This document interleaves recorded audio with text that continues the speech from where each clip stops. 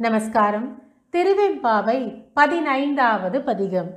ஓரொருகால் எம்பெருமான் என்றென்றே நம்பெருமான் சீரொருகால் வாயோவாள் சித்தங்களி கூற நீரொருகால் உருவா நெடுந்தாரை கண்பணிப்ப பாரொருகால் வந்தனையாள் விண்ணோரை தான் பணியாள் பேரறையங்கிங்கனே பித்தொருவர் ராமாரும் ஆரொருவர் இவ்வண்ணம் ஆட்கொள்ளும் வித்தகத்தால் வாரொருவ பூம்புலையீர் வாயார நாம் பாடி ஏரொருவ பூம்புணலாய் பாய்ந்தாடேலோர் எம்பாவாய்.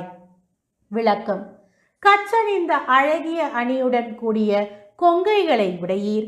ஒவ்வொரு சமயத்தில் எம்பெருமான் என்று சொல்லி வந்து இப்பொழுது நம் இறைவனது பெருமையை ஒரு காலும் வாயினால் கூறுதலை நீங்காதவளாகிய இவள் மனம் மகிழ்ச்சி மிக விழிக்கலின்றிருக்கும். ஒரு பொழுதும் நீங்காத நீரின் நீண்ட தாரைகள் ஒழுக பூமியின் மேல் ஒரு முறையே விழுந்து எழாது வணங்குவாள். பிற தேவரை தான் வணங்க மாட்டாள். பெரிய தலைவனாகிய இறைவன் பொருட்டு ஒருவர் பித்தராகுமாறு இவ்வாறு பிறரை அடிமை கொள்ளும் ஞான உருவினர் யார் ஒருவரோ அவருடைய திருவடியை நாம் வாயார பாடி புகழ்ந்து அழகிய தோற்றமுடைய மலர்கள் நிறைந்த நீரில் நீர் குதித்து ஆடுவீராக என்பது மேற்கண்ட பதிகத்தின் விளக்கமாகும்.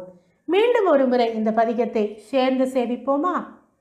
ஓரொருகால் எம்பெருமான் என்றென்றே நம்பெருமான் சீரொருகால் வாயோன்பாள் சித்தங்களில் கூற நீரொருகால் உருவா நெடுந்தாரை கண்பணிப்ப பாரொருகால் வந்தனையாள் விண்ணோரை தாழ்பணியாள் பேரறையன் கிங்கனே பித்தொருவர் ராமாரும் ஆரொருவர் இவ்வண்ணம் ஆட்கொள்ளும் வித்தகத்தால் வாரொருவ பூண்பலையீர் வாயார நாம் பாடி ஏருருவ பூம்புணலாய் பாய்ந்தாடேலோர் எம்பாவாய்.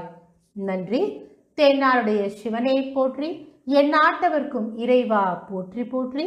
திருச்சிற்றம்பலம்.